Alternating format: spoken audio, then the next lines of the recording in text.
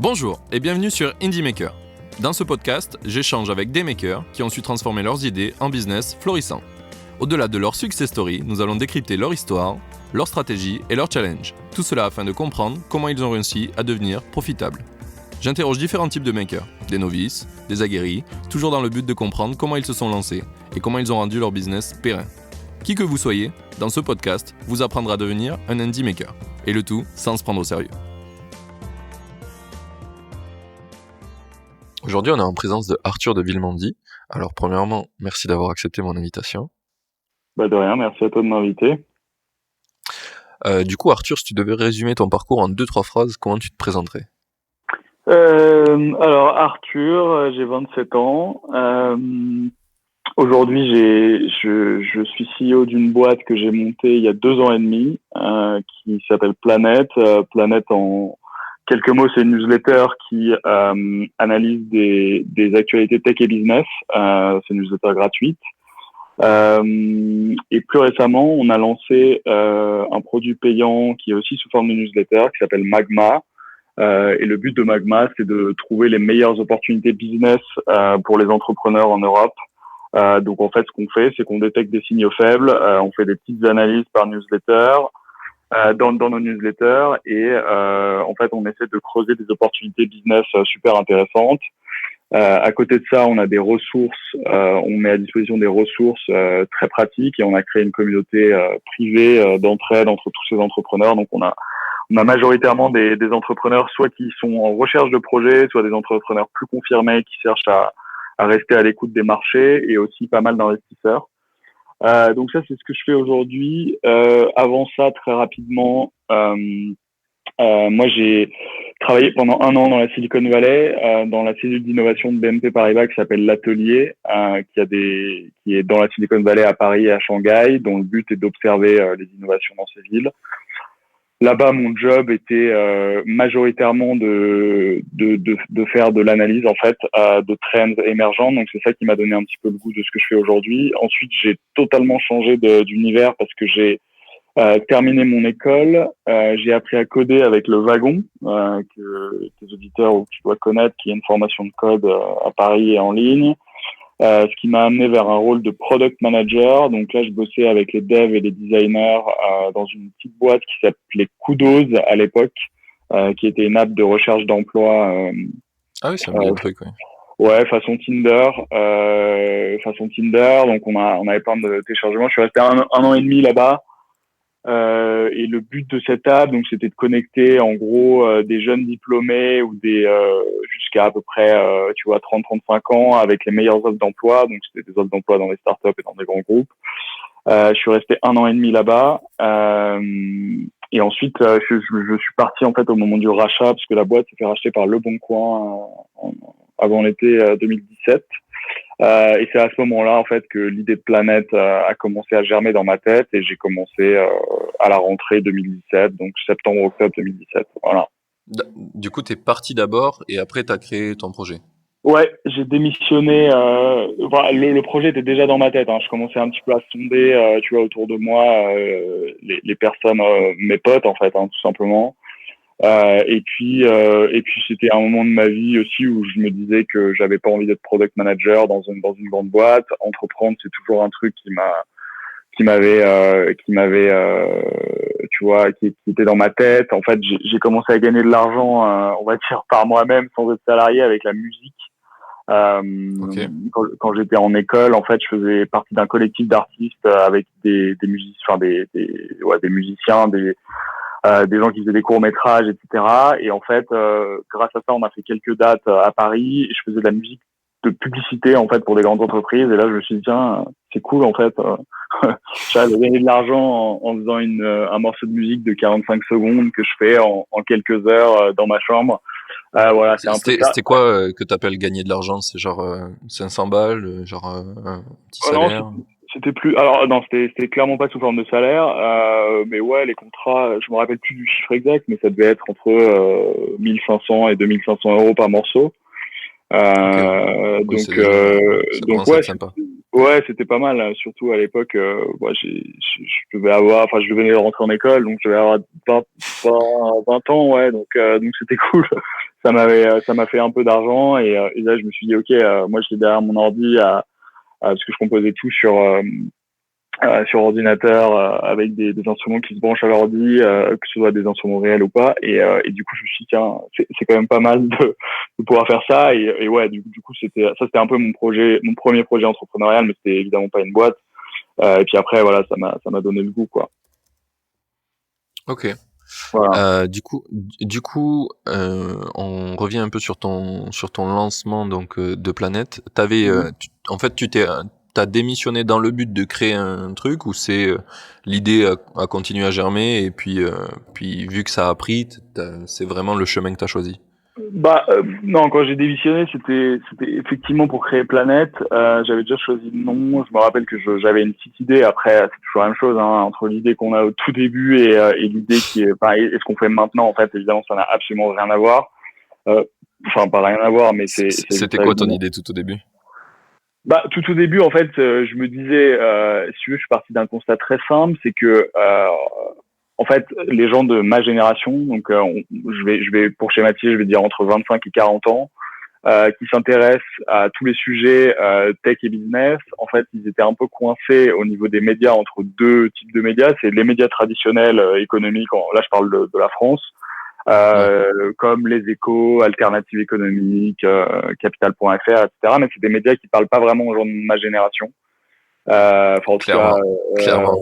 voilà, c'était pas le truc. Et de l'autre, tu sais, il y a quelques années, enfin, bon, ça c'était antérieur à la création de Planète, hein, mais et de l'autre, t'as tous les médias qui sont apparus un peu avec l'ère startup, donc des médias comme Madines, French Web, etc., qui ont eu évidemment un gros rôle dans l'écosystème entrepreneurial et tech français, mais qui eux étaient plus axés vraiment sur du relais de levée de fonds et ce genre de choses. Et en fait, entre les deux, moi j'avais l'impression qu'il y avait quand même pas mal de vide sur les gens qui cherchaient vraiment des trucs analytiques et des news qui creusent vraiment les business qu'on voit pas ailleurs en fait. Et je me suis dit tiens bah ça pourrait être cool en fait au fil de discussion avec mes boss, je me dis tiens mais c'est pas possible que ça n'existe pas, pourquoi je ferais pas un truc. Et en fait au début très honnêtement moi T'avais des pendants aux États-Unis de choses qui ressemblaient à ce que tu voulais faire? ouais, bah alors les États-Unis, en l'occurrence, effectivement, ils ont des newsletters. Bon, alors j'ai découvert pas mal. En fait, j'avoue que j'ai pas trop fait d'études de marché avant de lancer Planète. Mais ouais, ils avaient déjà des trucs qui étaient intéressants au niveau des newsletters. Et en fait, très honnêtement, au début, j'ai lancé Planète par email, tout simplement parce que c'était la manière la plus simple d'avoir un produit lancé extrêmement rapidement. J'allais évidemment pas me dire, ok, je vais recruter une équipe de journalistes, je vais monter un site internet hyper compliqué pour publier mes articles et tout. Non, non, j'ai mis enfin, Planète, ça a commencé de façon très simple. J'ai mis 20 potes dans une liste email avec un objectif hyper clair dès le départ, c'est de leur donner des infos qu'ils voient pas vraiment ailleurs, business et tech, les faire sous un format très court parce qu'on est par email, donc évidemment tout le contenu est dans l'email et non pas c'est pas des carrés avec des images qui renvoient vers des liens ailleurs. Donc tout le contenu est dans l'email et tout ça écrit avec un ton, bah tu vois. Comme je te parle là, quoi. Donc un ton très agréable à lire, très structuré, etc. Bon, à l'époque, c'était évidemment, enfin le produit n'a plus rien à voir, mais là c'était un peu mon côté produit qui ressortait. En fait, moi j'en avais marre du format des articles actuels, donc des gros pavés de texte de 25 lignes où tu mets vachement longtemps pour chercher l'information que tu veux trouver. Ouais, c'est pas efficace, quoi.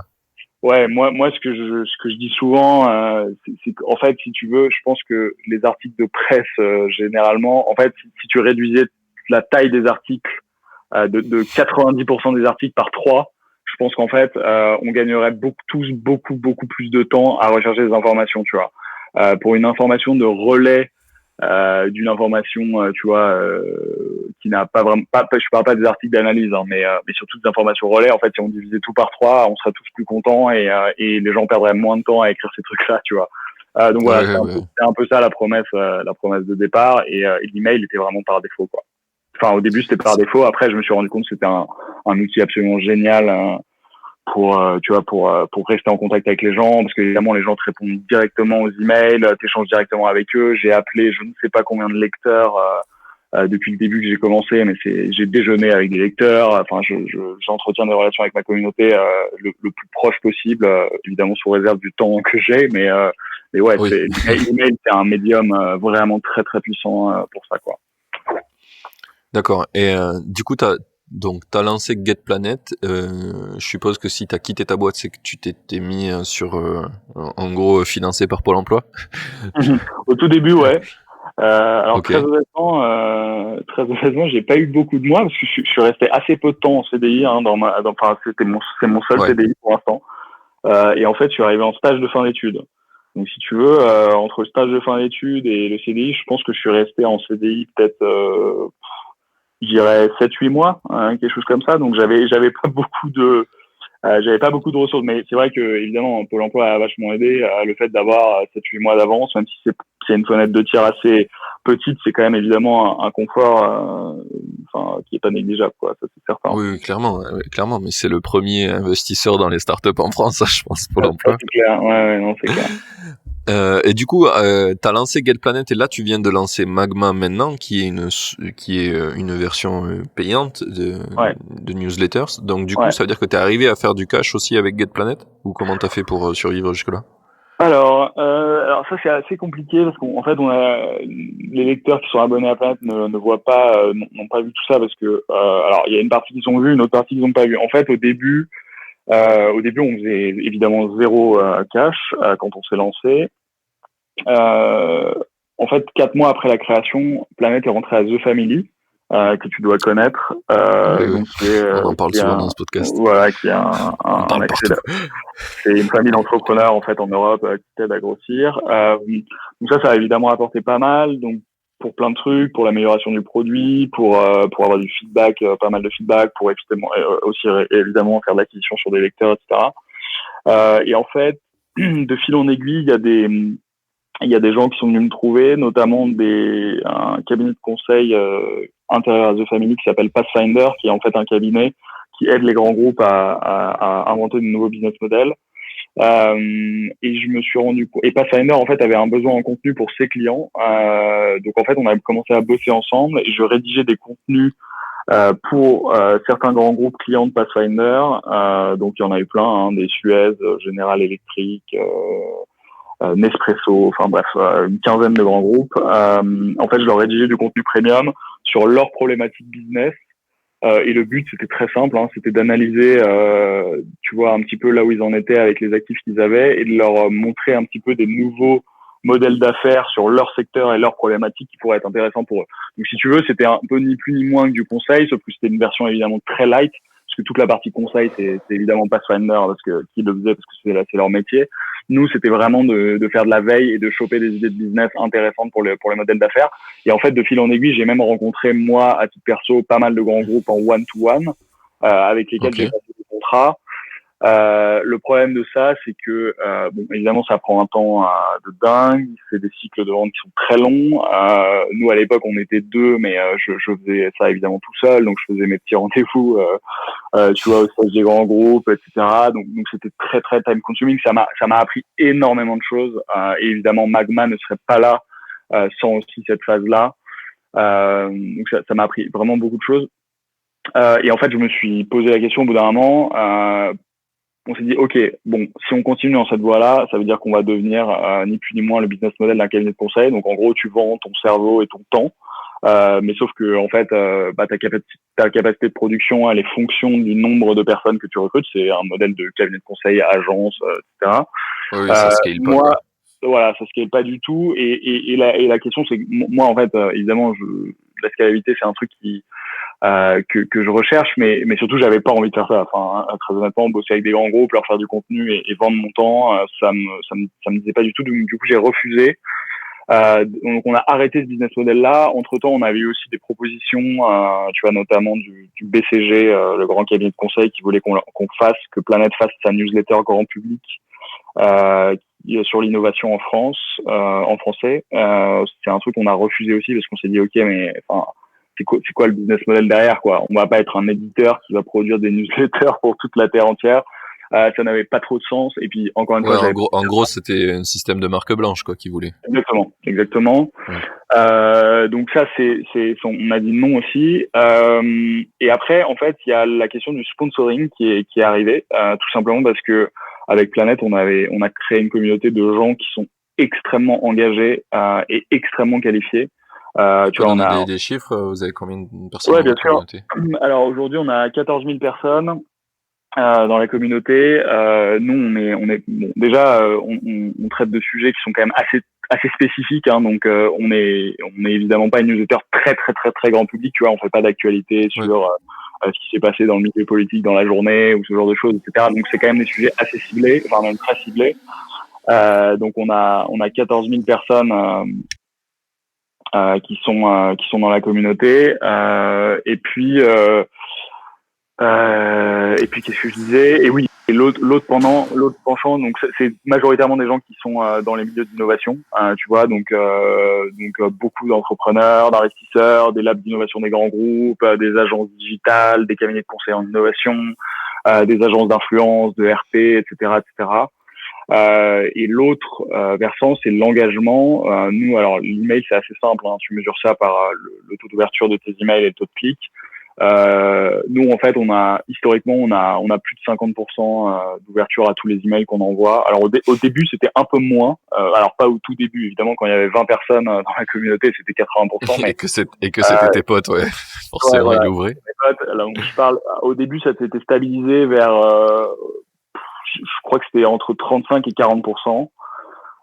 Et puis après, quand on a trouvé notre format, notre ton, évidemment, on s'est amélioré aussi dans l'écriture et dans la qualité de ce qu'on écrivait, tout simplement, parce qu'en fait, moi, j'avais jamais écrit de ma vie. Je suis pas du tout journaliste, j'ai pas cette formation, donc j'ai vraiment tout appris sur le tas. Et c'est pour ça, je pense, que ça nous a donné un avantage assez considérable, en fait, d'être des novices, c'est que nous, on a essayé de faire un truc avec une vision très produit, donc c'est-à-dire en écoutant vraiment les gens. En faisant un format très court, en faisant des paragraphes qui font pas plus de 5 lignes. Enfin, tu vois, moi, je suis un malade de ce genre de choses. Comment ça s'affiche sur mobile, etc., etc. Enfin, on a vraiment essayé de faire les choses bien et on est évidemment encore en train d'essayer d'itérer et on continuera. Mais ouais, c'est l'engagement de la communauté et après, il y a évidemment les clics, le taux de réponse que les gens... Ton système pour avoir du feedback, c'était quoi? C'était genre les réponses aux emails direct?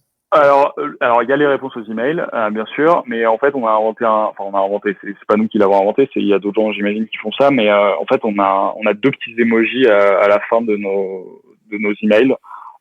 Tu as aimé cet email, un emoji qui sourit, un autre qui fait la gueule, et chaque emoji renvoie vers un Google Form vraiment débile qui dit merci, donne-moi ton feedback.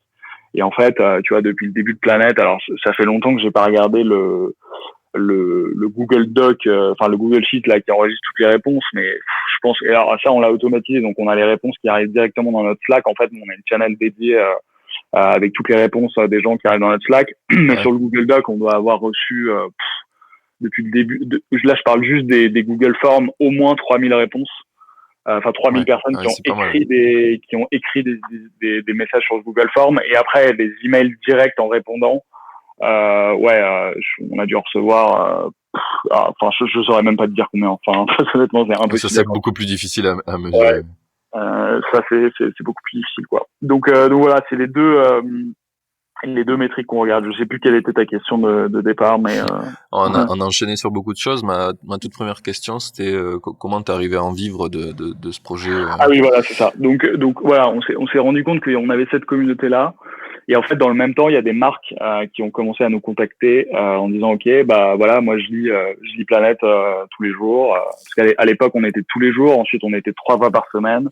Là, on est 1 fois par semaine. Je t'expliquerai pourquoi après.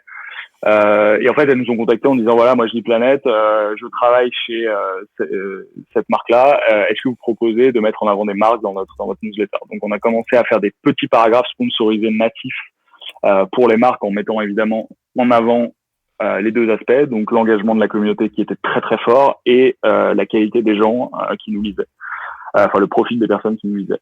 Donc voilà, Ok. et c'est comme ça qu'on a commencé à faire du sponsoring. Donc ça, c'est tout bête, hein. Ça, c'est un paragraphe qui est à la fin de la newsletter, qui présente la marque ou alors l'objectif de communication qu'elle veut faire.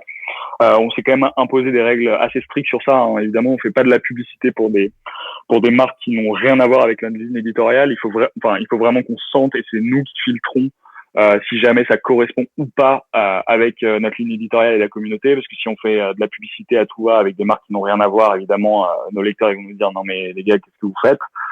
Donc on a vraiment imposé des règles strictes à ce niveau-là. Donc nos clients, c'était évidemment majoritairement des startups, mais des startups qui sont soit à un niveau, donc tu vois, des Comet, des Payfit, des boîtes plus avancées comme NordVPN. On a eu Le ouais, sponsor de tout YouTube. ouais, exactement. Ils sont vraiment partout. Donc voilà, on a eu plein de sponsors comme ça. On a travaillé, je sais pas, avec une trentaine de marques. Tu vois, des marques comme Asphalt, NordVPN, Cashbee, Phoenix. Enfin bref, plein de marques. D'accord. Ouais. Évidemment, bah quand on a fait avec des marques qui étaient que nous on considérait cool et que on a vu qu'on avait des taux d'engagement qui étaient énormes sur les publicités parce qu'on essayait de les rendre en fait tout simplement intéressantes. Bah en fait on a eu de plus en plus de clients et ça a été notre business model principal depuis qu'on a switché avec les contenus qu'on faisait pour les grands groupes jusqu'à maintenant. On continue à en faire aujourd'hui. Et ça Et vous permet d'en vivre. ouais, ça nous a permis d'en vivre jusqu'à maintenant. Ok. Ouais. Parce que en fait, tu vois, pour rien te cacher, en fait, comme on a une communauté très qualifiée, très engagée, on arrive on vend ça assez cher. Parce que nous, il n'est pas question qu'on brade, tu vois, nos prix sur la communauté et on fait pas des petits gifs en bas de la newsletter qui clignotent et qui te disent achetez ce produit moins 50%. Tu vois, nous, on fait vraiment du branding. Ouais. On accorde vraiment une importance, tu vois, à ce qu'on raconte dans ces paragraphes. Donc ça nous a permis d'en vivre et voilà. Et aujourd'hui, en fait. De ce que j'ai compris, tu crées une pub custom exprès pour chaque pub, quoi. Ouais, bien sûr. On fait vraiment un brief avec le client, tu vois, sur ce qu'il veut mettre en avant. Nous, on rédige le contenu en interne. On envoie des tests aux clients. Enfin voilà, c'est du contenu natif, quoi, tu vois. Et c'est des publicités vraiment custom à chaque fois que le client a un besoin spécifique. Donc voilà. Et aujourd'hui, on continue à en faire. Tu vois, on en a une prévue dans 2 semaines, dans 3 semaines aussi d'ailleurs. Donc c'est quand même une source de revenus. Mais en fait, à la fin de l'année dernière, on s'est dit, OK, bon, nous, on n'est pas non plus une newsletter qui est très, très grand public, tu vois, en tout cas en France, parce que il y a plein de raisons à ça, mais évidemment, c'est notre ligne éditoriale et c'est la principale raison, hein, c'est qu'on traite quand même de sujets assez spécifiques. Et on savait que le marché de la publicité dans les newsletters en France est quand même assez petit, il faut pas se mentir, on n'est pas dans les pays anglo-saxons. Et surtout, vu la qualité de notre communauté et les profils, on s'est dit, est-ce qu'on pourrait pas apporter une version en fait payante avec un nouveau produit. Et en fait, tout ce chemin-là que je viens de te raconter nous a dit, OK, qu'est-ce qu'on kiffe faire, qui sont les gens à qui on veut écrire et qu'est-ce qu'on a appris sur le tas, sur le contenu qu'on peut produire. Et c'est comme ça qu'on a lancé en fait une landing page à l'été dernier en se disant OK, bah on va proposer un produit, tu vois, qui va en fait donner des opportunités de business et des tendances business qui sont cachées sous forme de newsletter. On va faire une landing page, on la balance à toute notre communauté et on voit s'il y a des sign-up ou pas. Donc on a fait ça à l'été dernier. L'été dernier, on devait avoir 8000 personnes, je pense, dans notre communauté. Okay. Et en fait, sur les 8000 personnes, on avait fait un petit Typeform, tu sais, l'outil de questionnaire en ligne, et on a eu 1500 personnes qui ont répondu présent sur les 8000. OK, je suis intéressé. Et prêt à payer, quoi. Alors prêt à payer. Alors en l'occurrence, à l'époque, on n'a donné aucun prix. On n'avait pas de pricing en tête. Okay. Donc on a vraiment fait un questionnaire. Alors, en gros, quel est ton profil, qu'est-ce que tu cherches, qu'est-ce que tu fais dans la vie, quel est ton poste, etc. Combien serais-tu prêt à payer, qui est d'ailleurs une mauvaise question. Oui. Mais ça sert à rien, tu vois. On avait évidemment plein de gens qui répondaient 0 €, d'autres qui répondaient des trucs comme 200 €. On s'est dit OK, enfin c'est machin. Et puis surtout qu'on avait un produit qu'on avait imaginé dans notre tête, mais il y avait rien. Enfin il y avait rien dans le sens où on commence évidemment à réfléchir à quoi ça pourrait ressembler, mais il y avait pas grand chose, tu vois, derrière quoi. Donc voilà, et là on a eu 1500 personnes et on s'est dit ok, bon là il y a clairement une traction, je pense qu'on peut faire quelque chose qui est cool. On a mis pas mal de temps à le sortir ce produit, tout simplement parce que aujourd'hui on est toujours que deux, on est deux à plein temps, donc mon associé et moi, il y a pas mal de gens parfois qui m'écrivent, ça me fait marrer parce qu'ils tu vois ils me parlent ouais tu diras ça à ton équipe growth ou ce genre de choses, et il y a beaucoup de gens qui pensent qu'on est beaucoup plus, tu vois. On est 500, on est deux. Ouais. Ouais, et c'est assez marrant. Bon, on a une freelance aussi qui bosse avec nous maintenant sur le sponsoring à mi-temps pour gérer des clients, les marques et la rédaction des paragraphes sponsorisés, mais on n'est que deux à plein temps. Donc c'est un produit qu'on a mis du temps à sortir, donc c'est simple, on a mis quasiment 6 mois, donc entre l'été 2019 et il est sorti début février. Voilà, qui s'appelle Magma. Ok, ouais. Et donc du coup sur les 1500 que t'as eu qui t'ont dit qu'ils étaient plutôt chauds, t'en es où maintenant avec Magma là? Alors, ouais, non, il y a toujours évidemment une grosse différence entre l'attraction que tu peux avoir, parce que les gens, évidemment, dès que c'est nouveau, hein, c'est normal, les Oui. gens sont pour chaud, pour souscrire un truc, etc. Au début, donc nous, on s'est évidemment appuyé sur notre communauté Planète pour lancer ce truc-là. Là, aujourd'hui, on a 500 personnes qui payent. C'est quoi le pricing? C'est 20 euros par mois. Ok. Oui, c'est du premium, du content vraiment premium. Ouais, non, ça c'était vraiment une grosse. Alors, en fait, évidemment, alors il y a toujours des gens qui disent que c'est trop cher, machin, mais en fait, le prix c'est, enfin, en fait, on sait le vrai prix des choses, tu vois, quand on regarde des choses qui sont autour de toi. Si je te demande d'évaluer le prix d'une bouteille d'eau, d'un jeu vidéo, n'importe quoi, en fait. On sait à peu près, on a toujours un feeling, et nous, évidemment, il était hors de question qu'on vende des insights vraiment très poussés, surtout sur un format qui est hyper agréable à lire, avec, tu vois, vraiment en créant une communauté privée. En fait, le truc, c'est que si on faisait ça à 5 euros par mois, en fait, enfin, évidemment, on se tire des balles dans le pied, tu vois, parce que tu peux pas te dire, je vends du contenu premium et des insights, une communauté de dingue à 5 euros. Enfin, en fait, tu passes juste pour un pecno à faire ça. Donc nous on a essayé on s'est dit ok. Oui, puis même pour les gens qui payent, ils se disent ouais mais à 5 balles n'importe qui va être dans cette communauté, du coup les insights que j'ai, il y a 10 mecs qui vont le faire. Exactement. Il y a évidemment ce côté-là, et du coup nous on a choisi un pricing premium, et là aujourd'hui tu vois, en 4 mois on a 500 personnes qui payent, plus on a pas mal de gens encore, près d'une centaine qui sont en essai gratuit. Parce qu'on permet un essai gratuit de 7 jours sur Magma. Donc c'est quoi la récurrence de Magma du coup? Alors au début c'était 2 fois par mois, et là en fait on est passé à 1 fois par semaine, parce qu'on s'est dit que en fait c'était mieux d'avoir du content de façon régulière, mais du coup on a raccourci le contenu de nos newsletters. Avant on faisait des newsletters qui étaient vraiment très longues. Là aujourd'hui, on a raccourci le format. Par contre, on a augmenté la fréquence parce qu'on s'est rendu compte que c'était en fait une requête de nos utilisateurs, tout simplement. Enfin, il y avait vraiment beaucoup de gens qui nous disaient ça. Et puis même, c'est plus facilement consommable. Tu vois, nous, les gens, ils sont toujours à la recherche de trends. Et puis de toute façon, ils trient dans les trucs qui les intéressent vraiment, d'autres un petit peu moins, etc. Donc c'est bien d'avoir du contenu comme ça. Et surtout, nous, on essaye de casser, si tu veux, cette espèce de modèle. Que tous les gens qui font des grosses trends, tu sais, il y a des gros cabinets de tendance comme Xerfi ou ce genre de choses. Ouais.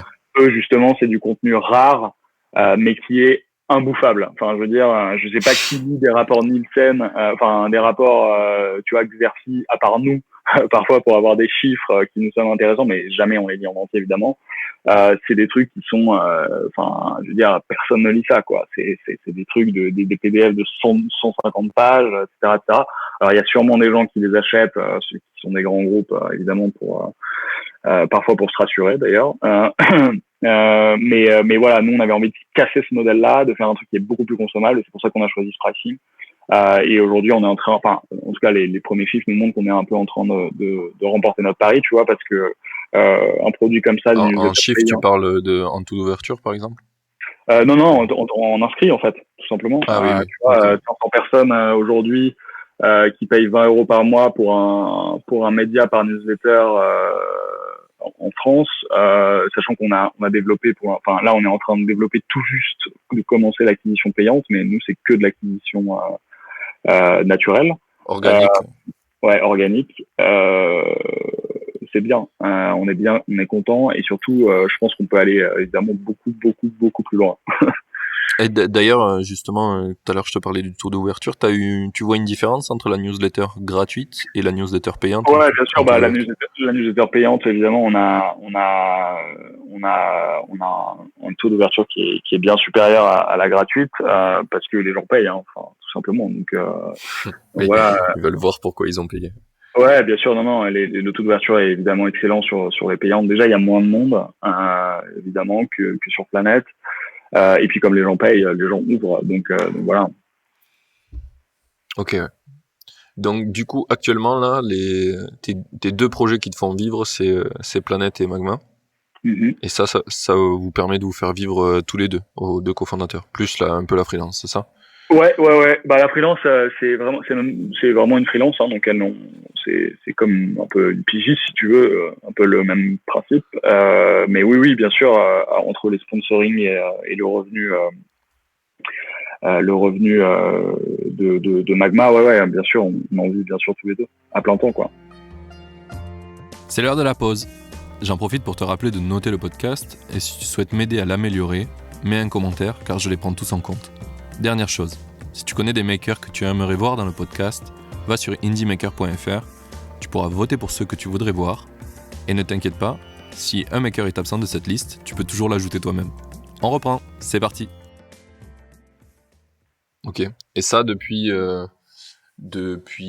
ah oui, ton cofondateur, lui, il a été financé aussi par Pôle Emploi, ou lui il a dû faire autrement? Non, si, il avait été financé, et puis en fait, si tu veux, l'avantage du business qu'on a, c'est qu'en fait on a des charges fixes qui sont dérisoires. Parce que nous, on envoie ton compte Google, voilà, des trucs comme ça, quoi. Voilà, exactement. Ton compte Google, l'hébergement de ton site internet, maintenant t'as un site? Ouais, bien sûr. Pour Planète et Magma, on a un site. Alors pour Planète, c'est là où on met nos articles. En l'occurrence, Magma, on n'a pas encore de plateforme où les gens peuvent accéder avec un mot de passe, login, etc. Mais évidemment, c'est un truc qui arrivera. Pour toutes les personnes, tu vas retrouver toutes les archives, rencontrer la communauté, etc. D'accord. Du coup, sur Planète, tu publies ce que tu publies par email maintenant, c'est ça? Ouais. Sur Planète, on publie tout. C'est public parce que ça nous fait du référencement naturel sur plein de mots clés, parce qu'on a publié, je pense qu'on doit être à 350 newsletters depuis le début de Planète, donc tu vois, on a beaucoup d'articles qui nous font du trafic. Et puis sur le site Planète, on a aussi un funnel qui redirige vers Magma, donc ça nous fait aussi du trafic sur notre site Magma. Et puis Magma, aujourd'hui c'est un site internet pour pouvoir s'inscrire, quoi, pour de product, tu vois. Ouais. C'est s'inscrire, payer, et tu reçois les emails, quoi. Exactement. Ok. Une question qui me vient sur le site de Planète, c'est une newsletter s'égale un article, ou tu découpes? Ouais, alors ça c'est un gros truc, parce que nous on a tout développé. On a tout développé. On n'a pas codé notre site internet nous-mêmes, hein, on utilise Squarespace, mais tu sais, c'est en gros un email, c'est de l'HTML et du CSS. Du coup, on avait 3 articles avant par email. Dans chaque email Planète, on avait 3 articles différents.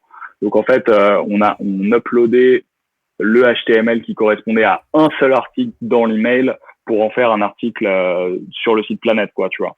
Donc c'est vraiment, on a découpé tous les articles par email équivalent à un article qui est publié sur le site. Ok, ouais. Oh oui, ouais, du coup, ça te fait encore plus de contenu sur le site. Exactement, ça nous fait encore plus de contenu, et ça nous permet de bien nous référencer. Donc, si tu tapes Planète Newsletter aujourd'hui, surtout avec un nom comme Planète, c'est quand même un nom assez générique. Si tu as Planète Newsletter sur Google, en tout cas en France, on est premier, quoi. Ok. Et du coup, t'as fait Get Planet. Je suppose que Planète c'était déjà pris. Ouais. Planète.com, c'était un peu cher pour nous. Il y a des histoires de mecs qui se sont tués, d'ailleurs, As The Family a acheté un nom de domaine à 20 000 balles. Ouais, bien sûr. Après, tu peux le faire. Non, mais ça se fait, hein, bien sûr. Mais après, tu vois, tu peux le faire, par exemple, si tu envisages de faire une levée de fonds dans pas longtemps qui va te permettre ensuite de payer ce truc. Nous, on n'avait clairement pas les fonds pour acheter un nom de domaine. Place.com, ça doit être plus que 20 000 euros, je pense. Oui, clairement. donc voilà, non, nous, je pense qu'aujourd'hui, ça fait le taf et puis voilà, quoi. Ok. Là, on a bientôt fini et on arrive à la moitié d'un épisode puisqu'on essaie de faire durer ça 1 heure. Donc, dans ma première partie de questions, il me reste une question qui pourrait être intéressante. C'est est-ce que dans tout ce que tu as lancé là, dans les side projects, est-ce que tu as des projets que tu m'as pas parlé et qui ont fail, où tu t'es totalement vautré ou partiellement vautré? Alors, moi, déjà, c'est ma première boîte, donc j'ai pas d'histoire d'échec dans mes boîtes précédentes. Évidemment, dans Planète, on a raté évidemment plein de choses, que ce soit de l'acquisition, tu vois, des trucs où tu te dis ouais, ça va me rapporter vachement, tu t'investis du temps et puis finalement ça marche pas, tu vois. Je pense notamment aux relations presse. En fait, c'est assez compliqué qu'un média parle d'un autre média dans cet univers-là. Donc ça nous a fait perdre du temps. Au niveau du business model aussi, tu vois, on était persuadés que faire du business avec les grands groupes, c'était l'avenir. Du coup, on a perdu. Alors, ça nous a permis évidemment de vivre, de découvrir des choses, etc. Donc en fait, chaque truc que maintenant on considère comme un échec, où on a investi du temps, c'était juste un apprentissage en fait, tout simplement. Tu vois, c'est qu'à l'époque, on n'avait pas du tout. Enfin, moi, j'avais pas du tout la vision pour emmener pour faire de Planète ce qu'il est aujourd'hui.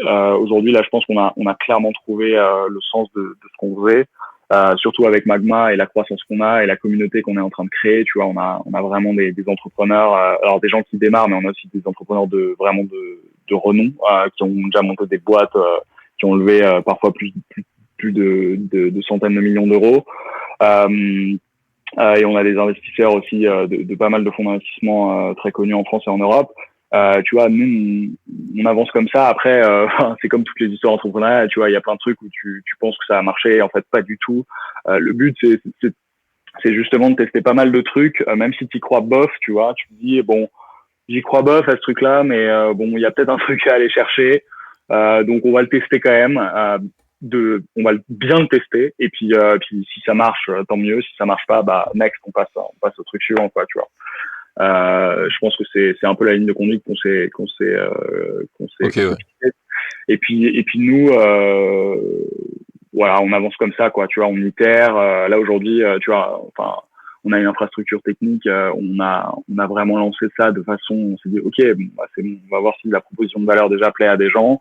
L'infrastructure technique, c'est un truc, enfin un dev verrait ça, je pense qu'il sauterait au plafond. C'est une usine à gaz, évidemment pas possible. Bon, tout est clean évidemment, mais tu vois, tout ça, c'est des trucs sur lesquels il faut qu'on travaille. Et je pense que plus on travaillera, plus on va rater des trucs et plus on va continuer à améliorer et plus le produit. t'apprends, quoi. Ouais. Hein, il n'y a pas de Okay, il y a pas de solution miracle à ça. Faut juste le faire c'est plutôt une bonne dynamique, ça, en général. Les gens ont beaucoup peur de fail, alors qu'en fait, ça fait partie du process, quoi. Ouais, exactement. Clairement, si tu fails pas, c'est que t'as rien fait. Et c'est exactement ça. Et puis voilà, c'est aussi l'histoire d'une boîte, quoi. Tu vois, il y a un moment, tu te dis, faut juste, de toute façon, il t'arrive toujours plein de trucs auxquels tu ne t'y attends évidemment absolument pas. Voilà, moi je pense qu'il faut surtout apprendre à vivre avec ça et se dire ok, bon bah voilà, ça va pas marcher, boum, on passe au projet suivant et on avance et puis voilà, c'est comme ça qu'on construit un truc, quoi. Ok, stylé. Bah, on peut enchaîner sur ma deuxième partie de questions alors. La première de ces questions en général, c'est quoi tes objectifs avec tes projets actuellement là, avec GetPlanet et Magma, c'est quoi, où tu veux les amener? Alors c'est assez simple, enfin simple, c'est pas simple à faire, mais dans l'idée, on va dire que c'est assez clair. Nous, on a envie que Magma soit la publication de référence en France déjà, mais en Europe aussi, parce qu'un jour Magma switchera en anglais. La publication business de référence qui donne des opportunités business aux entrepreneurs, qui déniche des tendances business et qui donne des opportunités business aux entrepreneurs et aux investisseurs potentiellement, parce que ils font aussi partie de notre cible en France et en Europe. Donc pour faire ça, c'est un gros morceau, mais on pense vraiment qu'on peut réussir à choper vraiment une communauté super, tu vois, d'entrepreneurs en Europe. Tu vois, il y a plein de facteurs un peu plus macro qui nous montrent qu'on peut faire ça, mais bon, je pense que tu suis un petit peu l'actualité, mais tu vois, aujourd'hui, t'as quand même un repli nationaliste. Là, je parle pas de politique, mais plutôt économique, et une guerre entre la Chine et les États-Unis, surtout au niveau technologique. Aujourd'hui, l'Europe, on a perdu la première guerre du numérique qui s'est passée à l'époque du web avec Google, etc. Je pense que demain, ça va être d'autant plus important d'essayer de créer des entreprises et des géants sur nos marchés locaux, sur les marchés domestiques, donc en France, mais aussi en Europe. Et je pense qu'on a évidemment une carte à jouer. Ça ne veut pas dire, bien sûr, qu'il n'y aura pas des boîtes qui auront été créées en Europe qui ne seront pas à dimension internationale, bien sûr que non. Mais je pense que de se focus sur des opportunités déjà qui sont très très réalisables et qui ont un potentiel de marché énorme en Europe, c'est déjà un bon objectif, tu vois. L'Europe, c'est un marché de 500 ou 550 millions de consommateurs. C'est quand même assez gigantesque. On peut faire déjà quelque chose de très très bien. Donc nous vraiment, on a envie de créer ça. Aujourd'hui, notre porte d'entrée, nous, c'est donc c'est cette newsletter là, tu vois, qui donne des tendances cachées et qui donne des opportunités business. Et puis voilà, on a envie de créer une communauté comme ça de gens qui sont ce qu'on appelle des trend seekers, tu vois, qui cherchent toujours des trends, des trucs pour s'inspirer. Nous, on a vraiment envie d'être le média, tu vois, de tendances business et d'opportunités, d'actionnabilité qui inspire en fait toutes les personnes qui sont ambitieuses en France et en Europe. Mais nous, on veut pas, tu vois, on n'est pas un accélérateur de start-up ou ce genre de choses, etc. Nous, notre métier, c'est vraiment de le faire par le content et l'analyse, quoi. Après, dans notre communauté privée, tu vois, on commence à organiser des événements avec des gens de notre communauté sur ce qu'on appelle des Magma Courses, sur comment ils ont fait pour faire grossir leur app de 0 à 10 millions de téléchargements, etc., etc. Donc évidemment, on se sert de notre communauté, mais notre métier, c'est vraiment de faire du contenu et de l'analyse de tendance, quoi. D'accord. Une question qui est bien sur la communauté, t'en parles pas mal, mais du coup, tu les rassembles où, ces gens-là? Sur un Slack, c'est ça? Ouais, c'est sur un Slack. On a testé Facebook aujourd'hui, mais en premier lieu, mais c'était pas top. Et sur Slack, c'est beaucoup plus pratique et ça marche très bien. Ok, ouais. Du coup, t'as Ouais. deux Slack, t'en as un pour Magma et un pour Planète? Ouais, Planète, c'est en perso, enfin c'est avec juste les gens de ma team, et Magma, c'est un Slack réservé à nos membres. Ah, d'accord. Mais t'as pas tous les gens de Planète quelque part Non, il n'y a pas de Slack public Planète. Il y a que les gens de Magma qui sont dans une communauté privée sur Slack. Ok, ouais. Et du coup, t'as pas vocation à le faire sur Planète, puisque ça, c'est justement le truc de Magma, d'avoir une Ouais, non, bien communauté sûr, privée. exactement. Ok. C'est plutôt bien architecturé, j'ai envie de te dire.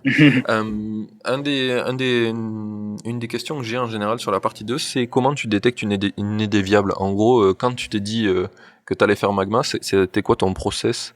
C'est toute l'expérience que tu as acquis, mais est-ce que tu as maintenant un petit peu un process qui te permet de savoir si ton idée elle a des chances de marcher avec ta communauté, avec ton marché ou pas? C'est Tu ce veux que tu dire utilises. comment j'ai créé, je veux dire comment j'ai eu l'idée de Magma, c'est ça que tu me demandes? Comment? Pas forcément pour Magma, mais en général, quand tu veux En rajouter, général. imaginons tu veux rajouter Mhm. un nouvel encart dans Planète, comment tu te dis est-ce que ça va marcher ou pas? Est-ce que tu as un vrai process de décision pour rajouter des nouveaux trucs dans tes projets, quoi? Des nouvelles idées. Euh, Très honnêtement, c'est beaucoup de tests. Franchement, c'est beaucoup de tests. C'est un process comme un Hum, autre, hein? ouais, non, on teste beaucoup. Alors, il y a des idées parfois qui nous viennent, tu vois, on se dit, mais c'est vrai que les gens, ils ont plus ce comportement-là sur la newsletter. Tiens, si on essayait de renforcer un petit peu cet usage sur ce comportement-là, tu vois, je te donne un exemple très concret. Concret. Dans Planète, on a rajouté il y a 2 mois maintenant une petite section à la fin qui s'appelle des quick bites. En fait, c'est une ligne sur une information vraiment très originale, tu vois, des trucs que tu vois pas forcément ailleurs, qui se lit vraiment, c'est une ou deux lignes. Et en fait, et c'est toujours les liens les plus cliqués maintenant dans une newsletter, et on a des taux d'engagement, enfin, tu vois, quand tu as 2000 personnes uniques qui cliquent sur les 14 000 qui sont inscrits, donc tu fais 50% de taux d'ouverture, ça fait 2000 sur 7000 qui ouvrent. C'est énorme. Et en fait, ça, on s'en est rendu compte parce que avant, on n'avait pas cette section et qu'on se rendait compte qu'à chaque fois qu'on mettait un lien, tu vois, sur un mot qui paraissait sexy, tu vois, où tu te dis mais quoi, ça existe ce truc. En fait, on s'est rendu compte qu'il y avait des gens qui cliquaient. Du coup, le format, on a productisé un peu ce truc-là et on s'est dit tiens, si on faisait une curation de news qui sont vraiment intéressantes et qui sortent vraiment de l'ordinaire, mais sous forme de une ou deux lignes. Et c'est comme ça qu'on a amélioré, tu vois, par exemple, l'engagement des clics sur notre newsletter, tu vois. Donc c'est assez. Ok, ouais. C'est plutôt par la pratique que tu vas essayer d'améliorer le Exactement. produit. Et tu fais des genres d'A/B testing sur tes emails, ou je sais pas si c'est Alors, possible d'en faire, là. si, c'est possible. Après, nous on fait pas d'A/B test. Alors, on a testé sur les objets des emails. Ça, on l'a fait à l'époque. Maintenant, on le fait plus trop. Et sur les formats, on l'a pas fait parce qu'on n'a pas non plus une communauté de 3 millions de personnes, tu vois. On voit que en testant un petit peu à droite à gauche, on arrive à avoir des résultats sans mettre en place un process d'A/B testing, tu vois, hyper, comme on dit, Structuré. structuré, quoi, tu vois. Ouais, Ok. voilà. Ouais, après, je pense que ta méthodologie de test semble déjà structurée pour plein de gens, hein. Mm. En fait, il y a plein de façons de faire différentes, et c'est ça que j'aime un peu explorer dans ce podcast, c'est de trouver ce qui fit pour les gens, parce que des fois tu te rends pas compte, en fait il y en a qui ont besoin d'un cercle de parole avec des gens avec qui ils échangent, 3-4 personnes toujours les mêmes, et juste c'est ça qui leur permet d'aller tester une idée ou non. Il y en a d'autres qui envoient directement des tests pour voir, il y en a qui lisent des millions de trucs avant d'arriver à leur solution, mais en fait chaque personne a son process, et c'est important de comprendre.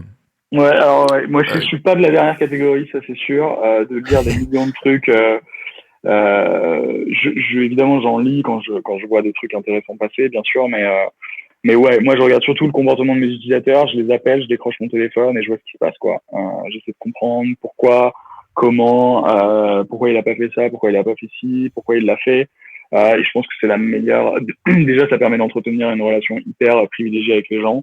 Ça, c'est la puissance de l'email. C'est que mon email, il est en clair et tout le monde l'a. Et puis voilà, quoi. Ça t'amène à des rencontres aussi super enrichissantes. Et aujourd'hui, ça l'est d'autant plus pour Magma parce que comme on est tous sur un Slack, les gens me parlent évidemment en perso, donc j'apprends énormément de leur feedback. Ils se parlent évidemment énormément entre eux aussi. Et ça me permet aussi tu vois, de tester des trucs et d'améliorer le produit en fonction, quoi. Ok.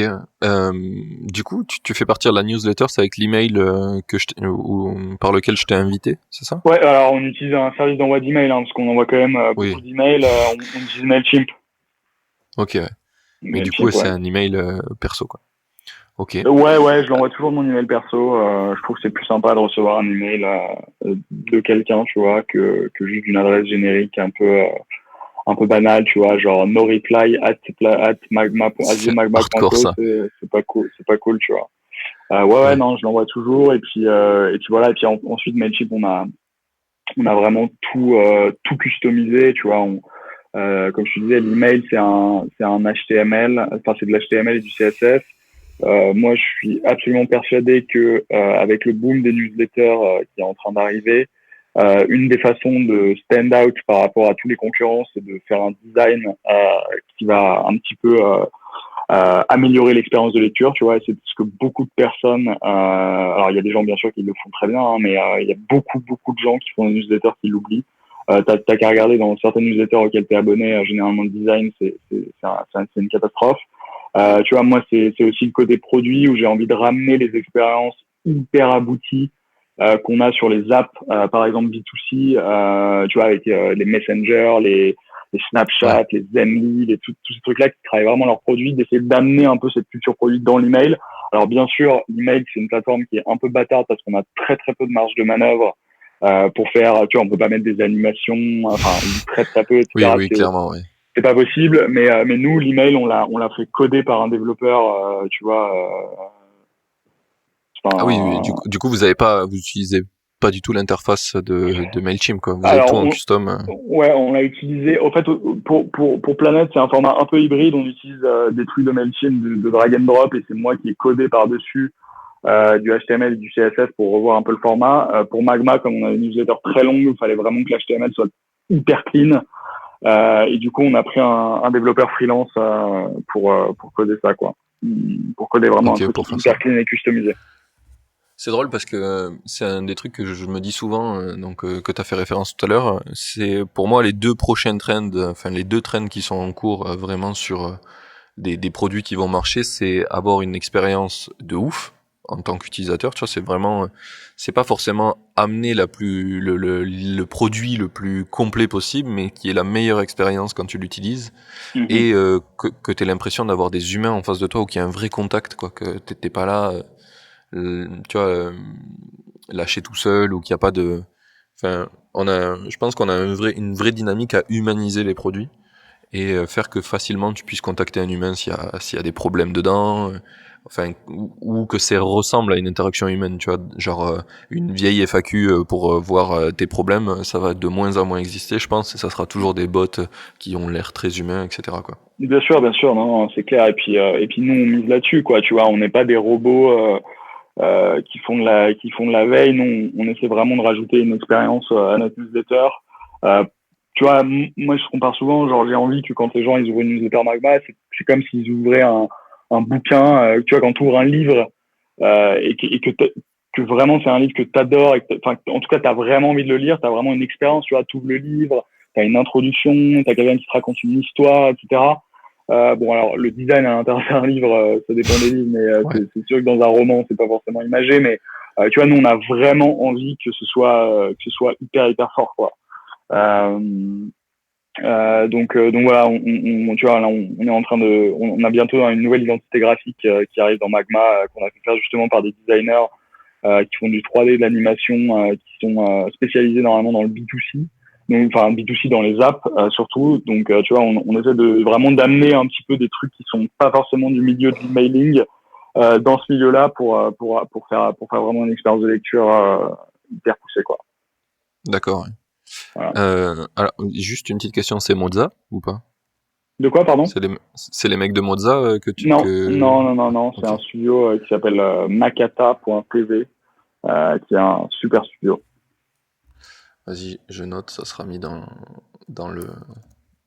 la description du podcast. Un des trucs que je voulais te parler, c'est qu'est-ce que tu penses de Substack, justement, puisque tu parles des trucs qui sont émergents en ce moment sur les newsletters. Ouais.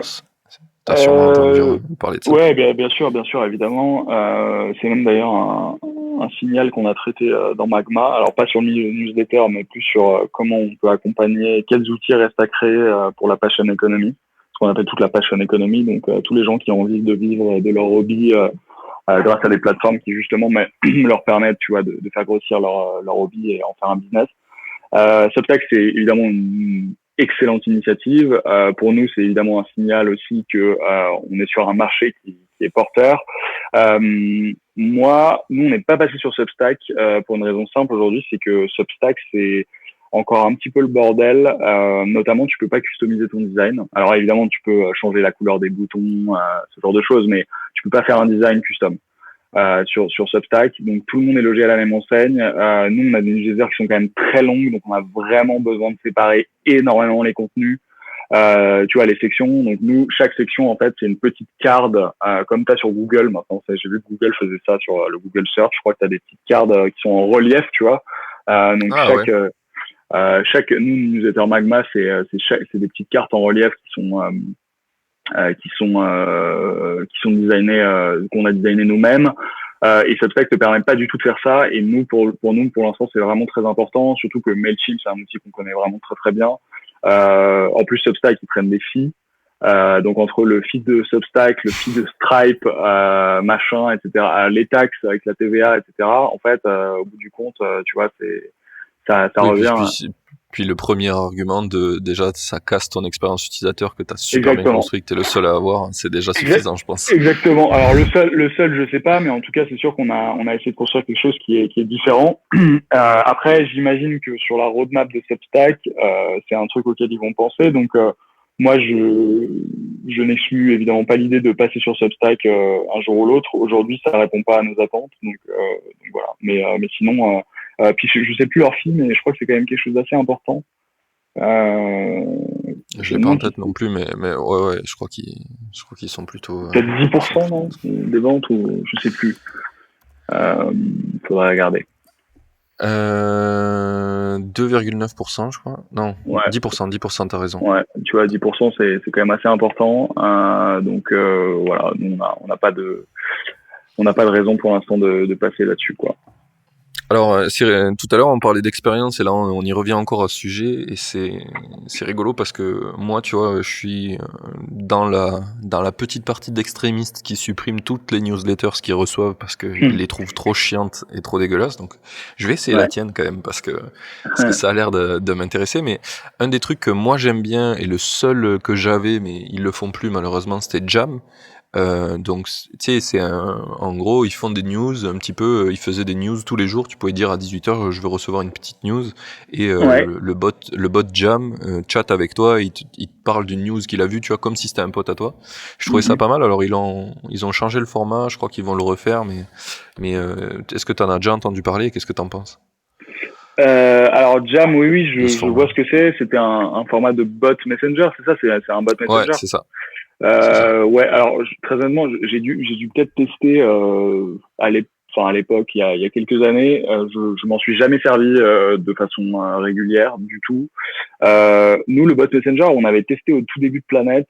En fait, moi, je pense qu'il y a peut-être un usage pour des médias et tu vois des informations très courtes et tout. Nous, c'était juste pas adapté en fait à nous, tout simplement parce que nous, même si on a un format court, on focus vraiment sur l'analyse, que ce soit pour Planète et encore plus évidemment pour Magma parce qu'on on file vraiment des insights. Du coup, tu vois, je sais pas trop quoi en penser, quoi. Il y a peut-être un usage pour les bots, pour des informations très courtes, faire des sondages, tu vois, récolter des, programmer le truc. Après, nous, ça correspond pas à notre principal produit qui est vraiment, principal pourquoi les gens nous lisent, qui est l'analyse, quoi. Ok, ouais. Voilà. Ouais, après, c'est vrai que c'est un peu plus difficile si tu veux aller écrire des choses un peu plus poussées, longues. mais... Bien sûr, un peu plus longue, un peu plus poussée, c'est quand même compliqué, quoi. Ouais, j'y pensais dans le sens, ce que tu disais tout à l'heure, tes petits articles très accrocheurs, tu sais. Ça pourrait avoir ouais, bien sûr. Ouais, les petits articles accrocheurs, les quick bites, ça pourrait effectivement, mais c'est pas notre principal produit, tu vois. À la limite, ça pourrait peut-être être un outil d'acquisition. Faudrait y penser. Tu me donnes une idée, mais tu me tiendras au courant si tu l'as fait et que ça marche. Ouais. Ça serait rigolo. Mais ouais, non, c'est pas notre. Enfin, les bots messenger pour l'instant, c'est pas notre focus, quoi. Ok. Eh ben, on arrive à 57 minutes, là, on a pas mal fait le tour de tout ce qu'on devait parler. Donc, je sais déjà que tu es en plein temps sur tes projets. Un petit peu, on n'a pas parlé donc on a parlé de tes objectifs, mais on n'a pas parlé un petit peu du futur de Magma et Planète. C'est quoi tes idées pour la suite? C'est ce que je t'ai dit tout à l'heure, hein. Nous, on a vraiment évidemment envie de continuer à grossir en France et en Europe, vraiment créer une super communauté. Tu vois, pouvoir construire une petite team aussi avec un data scientist et un analyste, tu vois, pour vraiment arriver à affiner encore notre produit et choper vraiment des trends que les gens ne voient pas. Donc on a vraiment envie de faire ça, et puis quand on aura grossi et qu'on aura une super communauté, on a envie de faire ça en Europe, quoi. Ok, ouais. Donc pas de nouveaux produits. Enfin, si, c'est un peu un nouveau produit en format européen, mais pas en faisant vraiment un nouveau truc. Non. Pour l'instant, on a assez on a pas mal de pain sur la planche avec Magma, donc on se focus là-dessus vraiment à 100% parce qu'il y a encore plein de choses à construire, et puis c'est complètement passionnant, tu vois, tous les échanges qu'on a avec toutes les personnes de notre communauté, les lives qu'on fait, c'est génial. Donc on a encore beaucoup de choses à construire avec ce produit. Alors j'ai peut-être zappé, mais tu m'as parlé de live. Des événements. Les mythes que t'appelles. Ouais, exactement. C'est juste les événements. Bon, du coup, avec le confinement, on n'a pas eu trop le choix de faire ça en live. Et puis, pour l'instant, on va continuer. C'est un format qui a bien marché. Donc, on va continuer en live et puis on va voir ce que ça donne. D'accord. C'est quoi? Tu fais un zoom avec plein de... Ouais, un live storm en l'occurrence. On avait testé Hopin aussi, qui est une plateforme pas mal, mais là, je veux tester Livestorm cette fois-ci. Voilà. D'accord. Et c'est quoi la dynamique? Tu pars avec un sujet en tête, Ouais, avec quelqu'un qui va pitcher? exactement. Non, alors c'est pas vraiment des gens qui pitchent pour l'instant, c'est plus des personnes qui ont déjà réussi, Qui font un feedback, tu, quoi. non, qui ont déjà réussi, ouais, sur des aventures entrepreneuriales et qui vont faire un peu une lecture, quoi, tu vois, sur comment ils ont réussi, c'était quoi leur secret de croissance, comment ils ont grossi, etc. C'est vraiment des événements privés euh, par vidéo, pardon, excuse-moi, je cherche mes mots. J'ai été dérangé par Pas une de problème. notif. Donc voilà quoi, c'est vraiment des gens qui partagent leur expérience, qui vont amener pas mal de learnings aux gens de la communauté. D'accord. Ouais. Ok. Ouais. Bon. Eh bien, je pense qu'on a fait le tour de toutes mes questions. On va pouvoir arriver sur mes 3 petites questions finales et on est bon. On aura tenu dans 1 heure à peu près. La première de mes dernières questions, c'est qu'est-ce que tu aurais aimé qu'on te dise avant que tu te lances? Euh, c'est une question effectivement un peu difficile. En fait, c'est marrant parce que tous les trucs qu'on entend sur l'entrepreneuriat, quand t'as pas monté de boîte, tu te dis ah ouais, ok. Enfin, si tu veux, ça passe par une oreille, ça ressort par l'autre. Et en fait, quand tu les vis, tu te dis un deuxième ah ouais, ok, tu vois, c'est vrai, c'est vraiment ça le truc. Et en fait, du coup, tu te dis, bah, effectivement, ouais, c'est sûr que c'est beaucoup plus dur. Non, non, je pense qu'il y a pas grand chose. Honnêtement, je pense que c'est très difficile d'être préparé vraiment à tout ce que tu vas traverser en tant qu'entrepreneur, à part si tu as déjà monté une boîte, en fait, tout simplement. Tu vois, la deuxième boîte, enfin, je sais pas si je remonterai une boîte et un jour dans ma vie, mais je pense que la deuxième boîte, c'est quand même plus facile. Enfin, dans le sens où tu sais déjà un peu à quoi t'attendre, tu sais ce que ça te demande comme investissement tous les jours de la semaine pour faire décoller et pour voilà mettre de la passion parce que en fait il y a pas de secret, si tu mets pas une intensité énorme dans ce que tu fais, il se passera pas grand chose. À quelques peut-être exceptions près, etc. Mais ouais, je pense que c'est ça le truc quoi, tu vois. Donc en fait la deuxième boîte que tu fais, je pense que c'est plus facile. Ok, du coup, alors, comment on peut résumer ce conseil? Non, bah, le conseil, je pense que c'est, euh, enfin, moi, c'est ce que je me suis toujours dit et ce que moi j'entendais aussi autour, c'est vraiment de lancer un produit le plus rapidement sur le marché. Il n'y a pas de j'ai besoin de marketing, j'ai besoin de préparer mon communiqué de presse et tout. Non, c'est ok, tu veux lancer un truc, tu le fais, tu le balances sur le marché. Après, si tu as de la croissance, de toute façon, c'est simple, hein, la croissance, c'est la merde. Enfin, je veux dire, quand tu as de la croissance, Oui. il faut gérer, c'est la merde, quoi. Mais c'est ça aussi le but du truc, c'est que ça se construit en faisant. Et plus il y a de la croissance, plus il faut construire, plus il faut réfléchir, plus il y a des merdes qui arrivent, plus il y a des trucs aussi extraordinaires qui arrivent. Et ça se fait à partir de ce moment-là. Donc le conseil, c'est vraiment lancer le produit le plus tôt possible. Euh, Ça peut prendre plein de formes, une landing page, une liste email, en parler à des potes sur un groupe Messenger. Enfin bref, ça peut vraiment prendre plein de trucs, plein de formes différentes. Il y a quelques exceptions évidemment sur tous les projets qui sont à très très forte composante technologique. Tu vois, si tu veux développer un nouveau système de laser, etc. Bien sûr, mais là ça va être des essais en laboratoire. Donc ça c'est des exceptions, mais sinon c'est vraiment lancer le plus rapidement possible ce produit-là et voir ce qui se passe quoi. Et après de s'adapter. Mais je pense souvent que, je sais pas pourquoi on a cette dynamique en France, mais on croit toujours qu'il faut inventer un truc super pointu, super nouveau pour faire une boîte, alors qu'en vrai, des fois, il faut juste lancer un truc très simple qui manque. Bien sûr, Et, non, mais soit qui manque ou qui existe aussi déjà ailleurs ou qui existe mais qui est déjà très mal fait. ou qui est très mal fait. Et de toute façon, enfin c'est simple, hein, quand on regarde toutes les boîtes autour de nous, ben en fait 99% des boîtes ou 95%, je sais pas, 80-20, c'est des trucs qui existaient déjà mais qui étaient mal faits. Enfin, tu vois, inventer quelque chose, déjà c'est rare. Et je pense que c'est un processus. En fait, il y a des gens, tu vois, il y a des discontinuités dans l'histoire, comme tu vois, j'allais dire Facebook, mais Facebook, en fait, les réseaux sociaux, je veux dire pas dans leur forme actuelle, mais des trucs, il y avait MySpace, quoi, tu vois.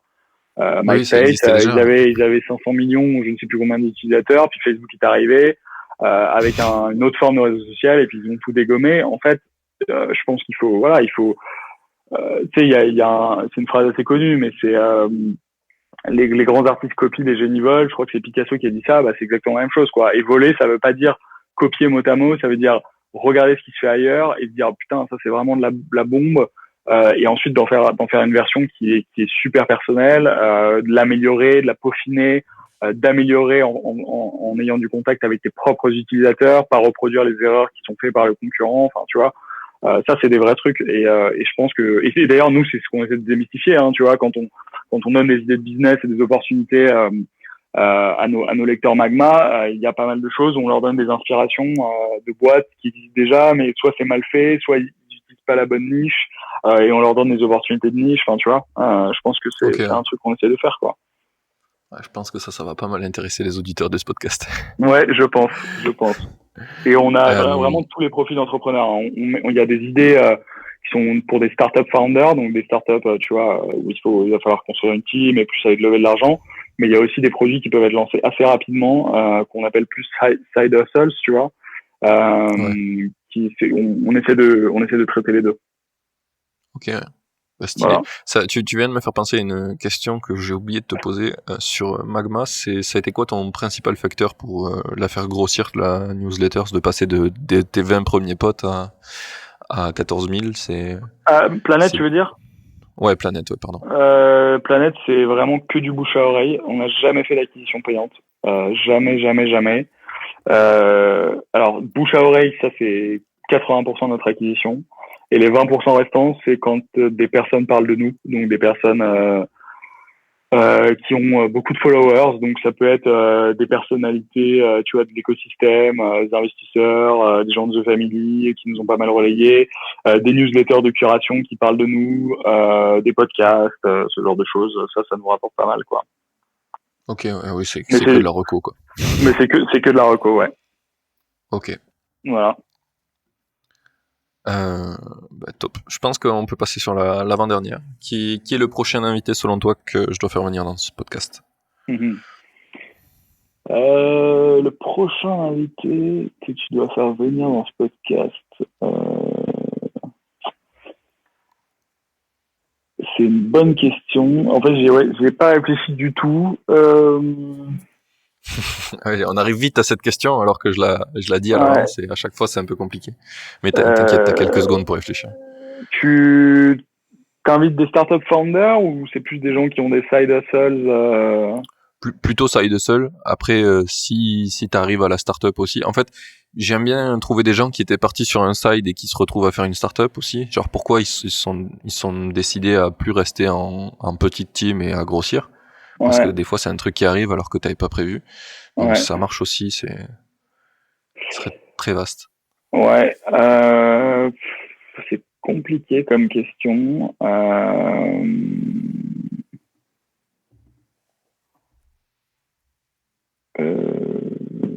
Je pense que il y a quelqu'un qui était à The Family là qui est pas mal dans les side hustles et je sais qu'il aide pas mal d'entrepreneurs qui s'appelle Jedi Miss, je sais pas comment ça se prononce.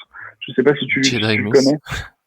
Jedi, alors Jedi c'est J-E-2-D-Y et son nom de famille c'est M-2-W-E-S, donc je sais pas trop comment ça se prononce, mais ouais, Jedi c'est un entrepreneur que je connais qui était à The Family avant et qui là aujourd'hui s'intéresse pas mal à l'investissement et aux finances personnelles. Donc il a un groupe de personnes et il s'intéresse beaucoup aux side hustles. Je crois qu'il en a développé pas mal lui-même. Donc je pense que ça ferait un bon invité. D'accord, ben je l'ai noté. Par contre, tu me rediras tout à l'heure comment on l'écrit ou tu me l'enverras parce que j'ai écrit n'importe quoi, je crois. Bien sûr. Ok. Bah du coup, dernière petite question, celle-là elle va être simple. C'est qu'on envoie les gens qui veulent te suivre, les makers. Alors c'est simple, hein, mes deux sites internet, www.getplanet.eu pour Planète, mais les makers c'est plus sur www.themagma.co pour trouver des opportunités de business et puis sinon sur LinkedIn, mon email est en clair, donc voilà. Plutôt simple. Ok, je mettrai le lien vers ton LinkedIn, vers les deux sites en bas de la description du podcast. Génial. Merci pour cet épisode, j'ai vraiment kiffé discuter avec toi. Bah merci à toi. Et salut. Salut. Ça y est, L'épisode est fini. J'espère que t'as kiffé autant que moi. Merci d'avoir écouté, merci à l'invité d'avoir pris le temps de venir. Et à dans 2 semaines pour le prochain. Belle journée à toi.